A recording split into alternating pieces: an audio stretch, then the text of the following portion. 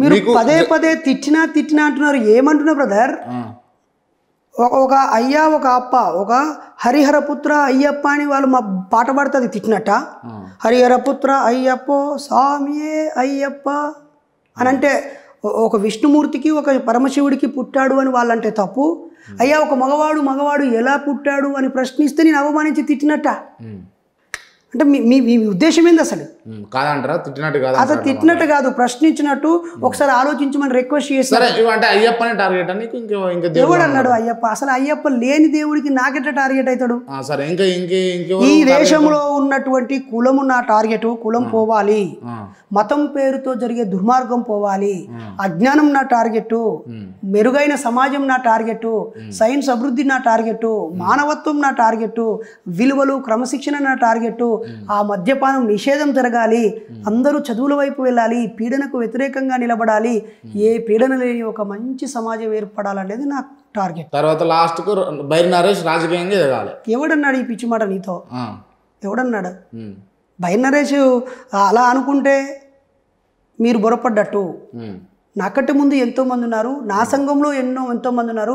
ఆ కమిటీలో నేనొక సభ్యుని, నేనొక వక్తని, ఉపన్యాసకుని, అంతే తప్ప బీఎస్పీ పార్టీకి మీకు ఏమైనా సంబంధం ఉన్నదా? 2 అంశాలు. ఒకటి, నేను పూలే, బుద్ధుడు, పెరియార్, అంబేద్కర్లతో పాటు కాంచీరాముని బాగా ప్రేమిస్తాను, గౌరవిస్తాను. అప్పటిదాకా ఏ జాతులు కూడా రాజ్యాధికారం దిశగా ఆలోచించని రోజుల్లో అంబేద్కర్ గారు రాసిన కుల నిర్మూలన అనే పుస్తకాన్ని చదివి నిద్ర కూడా మరిచిపోయి ఆయన రాజ్యాధికార రుచి కోసం ఒక పార్టీని స్థాపించి, పార్టీ కంటే ముందు అనేక ఉద్యమాల్లో పాల్గొని, బాబాసాహెబ్ స్థాపించిన పార్టీలోని పనిచేసి, ఉద్యోగస్తులని కూడగట్టి, కామన్ మ్యాన్ని కూడగట్టి, ఆయన పేద బడుగు బలహీన వర్గాలకి రాజ్యాధికార రుచిని చూపించిన వ్యక్తిగా నాకు గౌరవము. ఆ క్రమంలో పెరియార్ ఈవి రామస్వామి గారి మేళాని ఆయన ఢిల్లీలో జరిపాడు. పెరియార్ అంటే మూఢనమ్మకాల నిర్మూలనకు భారతదేశంలో ఒక గొప్ప శిఖరం లాంటి వాడు. ఈయన పేరుతో పెరియారు మేళా జరిపాడు.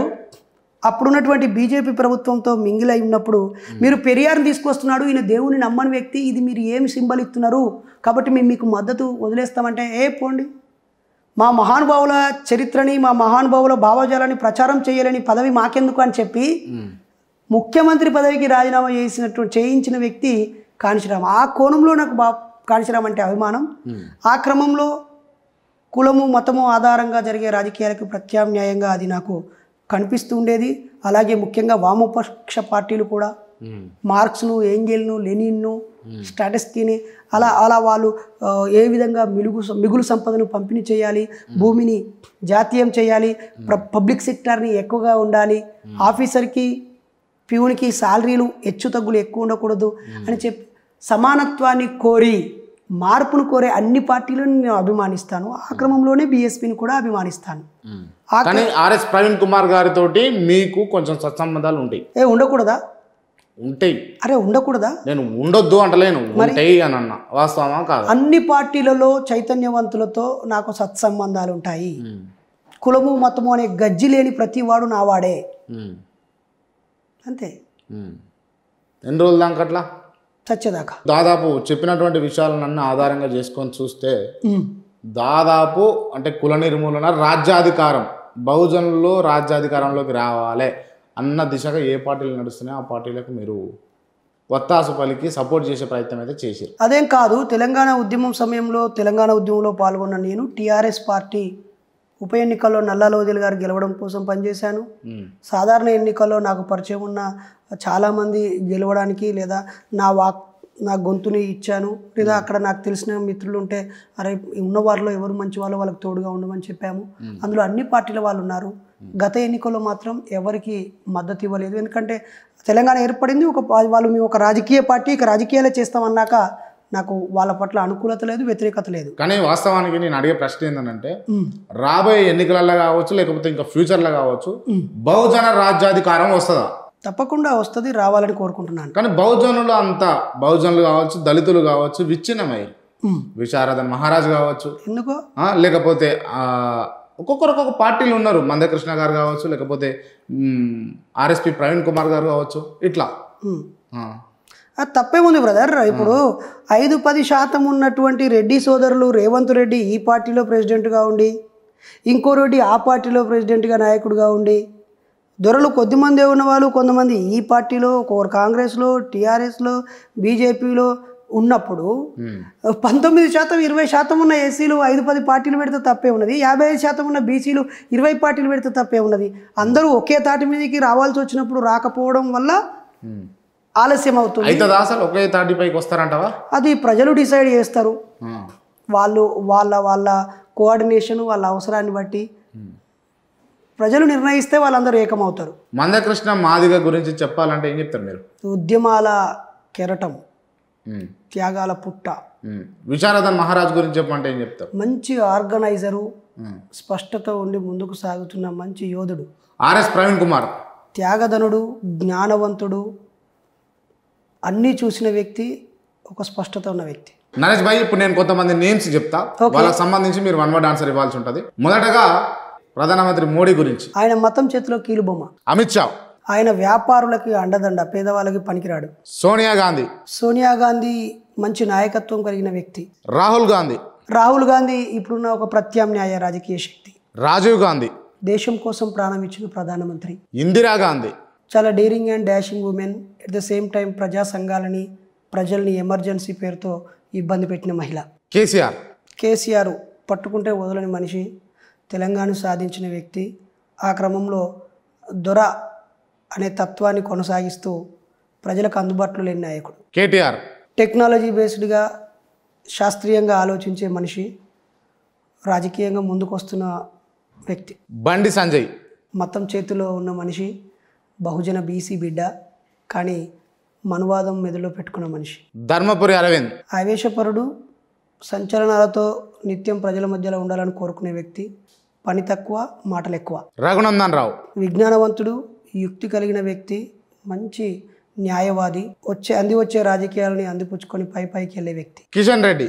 ఒక పార్టీని నడిపించిన వ్యక్తి, ఇక్కడ బీజేపీకి పునాదులు వేసిన అనుభవజ్ఞుడు, అలాగే పై నాయకత్వం అండదండలుండి ఉన్నత శిఖరాలకు ఎదిగిన తెలుగువాడు. హరీష్ రావు. మంచి ప్రజాబలం ఉన్న వ్యక్తి, అలాగే షూటర్, ఏదో ట్రబుల్ షూటరు, మంచి స్పీకరు, ప్రజల్లోంచి వచ్చిన నాయకుడు. ఆర్ఎస్ ప్రవీణ్ కుమార్. జ్ఞానవంతుడు, క్రమశిక్షణ కలిగిన వ్యక్తి, అలాగే చక్కటి ప్రణాళికాయుతంగా వెళ్తున్న వ్యక్తి, దురాశ లేని వ్యక్తి. షర్మిలమ్మ. ఒక మహిళగా ఆమె చేస్తున్న పోరాటానికి మనసారా అభినందనలు తెలియజేస్తున్నాను. కవిత. తండ్రి గారి ద్వారా వచ్చిన అవకాశాన్ని బేస్ చేసుకొని ఒక మహిళగా అన్ని సవాళ్ళను ఎదుర్కొని ముందుకు సాగుతుంది. తనకంటూ ప్రత్యేకంగా ఇంకా తన ప్రత్యేకతను నిలుపుకోవాల్సిన అవసరం అవుతుంది. ఓకే, మీ మిత్రుడు బాల్క సుమన్. టెరిఫిక్ లీడరు, ఉపన్యాసకుడు, వేగము, ఖచ్చితత్వము, జ్ఞానము ఉన్న వ్యక్తి, అలాగే అధికారంలో ఉన్న అగ్రనాయకుల అండదండలు ఉన్నటువంటి వ్యక్తి. రేంజర్ల రాజేష్. నా ప్రాణ స్నేహితుడు, కులమతాల పాట ఎక్కుపెట్టిన తుపాకీ. Bairi Naresh. PhD scholar, book reader, సంయమనం కలిగిన వ్యక్తి, సమాజ మార్పు కోసం కులమత రాజకీయాలకు అతీతంగా ఒక సామాన్య వ్యక్తిగా ముందుకు సాగే మనిషి. Thank you so much. Naresh భాయ్, మన ఛానల్ మోటో తెలుసు కదా, జై జవాన్ జై కిసాన్. జై జవాన్ జై కిసాన్. ఇది లాల్ బహదూర్ శాస్త్రి కాలంలోనే ఇచ్చిన గొప్ప నినాదం. జవాన్ అంటే సైనికుడు వర్ధిల్లాలి. నేనంటా సైనికుడు అవసరం లేదంటాను. నో జవాన్ దేశం కావాలి. ఈ దేశం ఆ దేశం మధ్య గొడవలు వచ్చి కాపాడడం కోసం ప్రజల నుంచి వసూలు చేసిన లక్షలాది కోట్ల రూపాయలు, దాదాపు 14 లక్షల కోట్లు ఈ దేశాన్ని కాపాడడం కోసమే ఖర్చు పెట్టే స్థితిలో ఎందుకు ఉండాలి? ఆ డబ్బులు ప్రజల అభివృద్ధి కోసం కేటాయించి సరిహద్దులు లేని దేశంగా ఎందుకు ఏర్పడకూడదు? చిన్న గీత గీసుకొని వాడి బతుకువాడు మన బతుకు మనం బతికే ఒక ఉన్నతమైన సమాజం రానంత కాలం ఈ సైనికులకు డబ్బులు ఖర్చు పెడుతూనే ఉండాలి, వాళ్ళని కాపాడుతూనే ఉండాలి. వాళ్ళ భార్య పిల్లలకి వాళ్ళని దూరం ఉంచి ఆ సైనికులను అక్కడ పంపించి అవసరమైతే శత్రువు చేతిలో చంపించి వాళ్ళకి జోహార్లు అర్పిస్తూ ఇంకా జవాన్ జై ఎక్కడ అవుతుంటుంది? జై జవాన్ యాడుంది? జవాన్ అవసరం లేని రాజ్యం కావాలి.